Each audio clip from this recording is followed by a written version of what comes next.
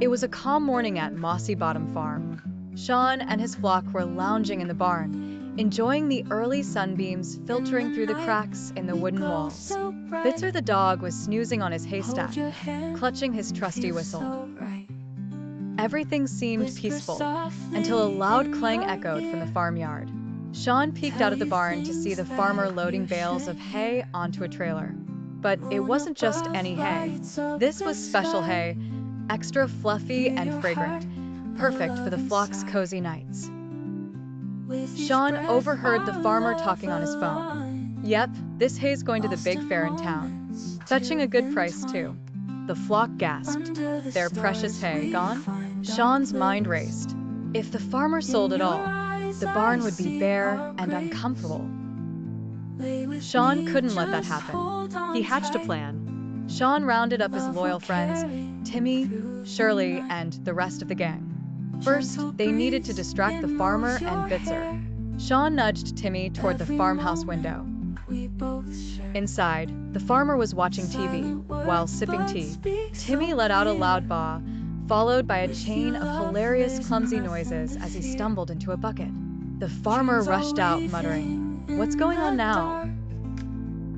At the same time, Bitzer noticed Shirley rolling a wheelbarrow full of apples into the yard.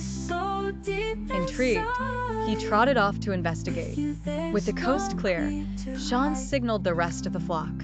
Shaun's plan was simple: sneak the hay bales out of the trailer and hide them in the abandoned chicken coop. But the bales were heavy, and the trailer was guarded by a creaky old gate. Shirley, being the strongest of the group, used her immense woolly bulk to lift the bales while the others formed a chain to carry them away.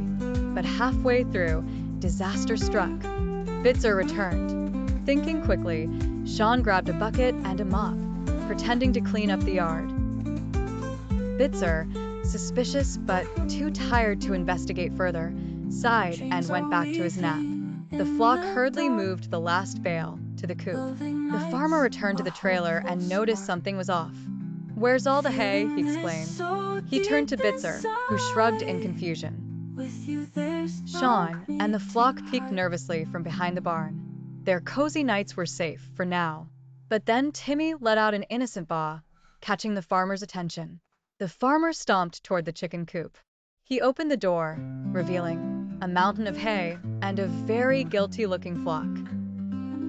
But before the farmer could get angry, Shaun leaped into action. He grabbed a bale and tossed it into the barn, gesturing wildly. The farmer scratched his head. I guess they just wanted some hay for themselves," he muttered, chuckling. "All right, you can keep a few bales." The farmer took the remaining hay to the fair, leaving the flock with plenty to spare. That night, the sheep lounged in the barn, surrounded by soft, fragrant hay. Shaun looked around and smiled. Mission accomplished. Bitzer, meanwhile, gave Shaun a knowing look but said nothing. Sometimes even the rules needed bending for a good cause. The episode ended with the flock laughing and bouncing around the barn, enjoying their victory. The end. The flock's victory didn't last long. The next morning, the farmer returned from the fair looking quite upset. "I was short on hay at the fair," he grumbled to Bitzer, waving a small handful of coins. "Barely made enough to cover costs. What's going on here?" Shaun, who had been lounging near the barn, perked up. He could tell this was bad news. If the farmer was struggling, there'd be no extra grain treats or comfy straw for the flock. Worse, it might mean tighter controls on their fun antics. Shaun knew he had to fix this. Shaun gathered the flock for an emergency meeting in the barn. Shirley, Timmy, and the others listened intently as Shaun sketched out his latest plan on the dusty barn floor. The idea? To help the farmer earn enough money to make up for the lost hay, without giving up their own stash. Step 1 was simple: find a new way to bring in cash. Shaun remembered hearing the farmer talk about an upcoming farmyard showdown contest in the next town over. The prize? A shiny gold cup and a hefty cash reward. The catch? They'd have to enter as a group and perform something amazing to win. the flock got to work. Shirley practiced balancing hay bales on her back while walking on two legs. Timmy rehearsed a daring act of jumping through hoops made from old tractor tires. Meanwhile, Shaun choreographed an elaborate synchronized dance for the rest of the flock, complete with dramatic woolly spins and leaps.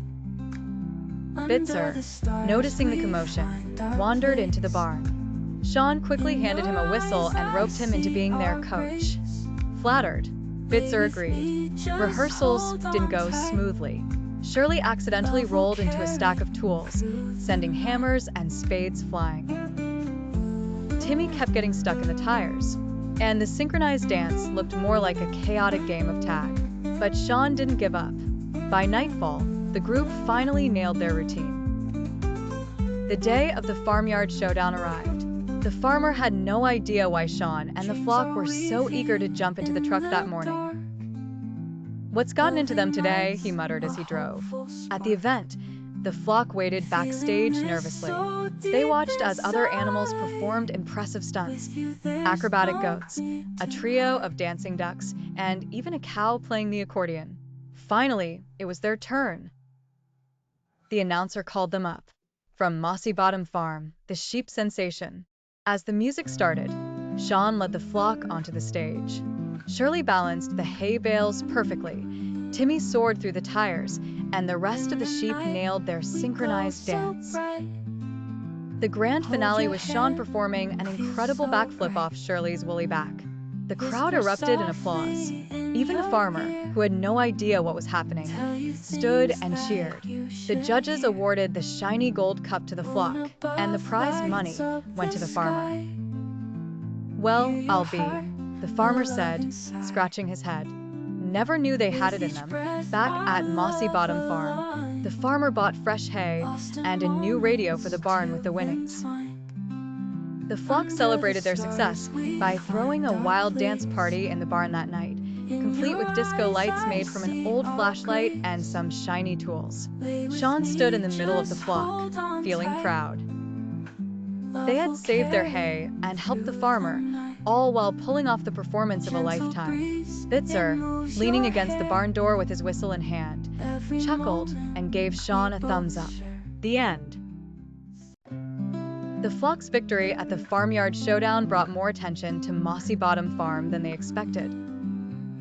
The farmer, delighted with the prize money, shared the story of his talented sheep with everyone in town.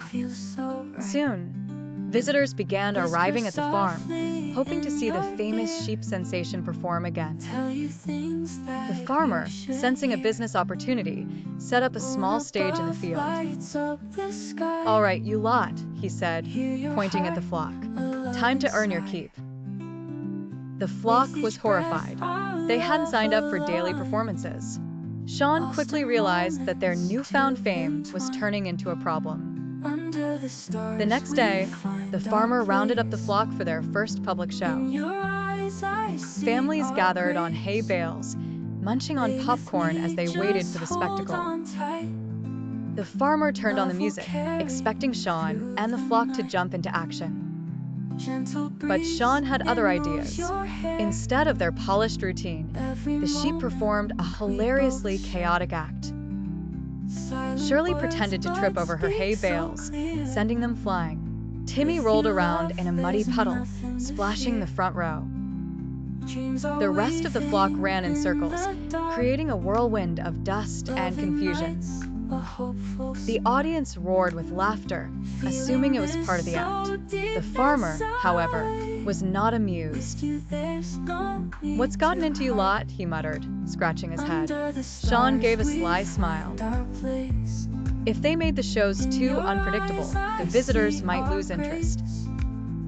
Just as things seemed to settle, a rival farmer from a nearby town arrived.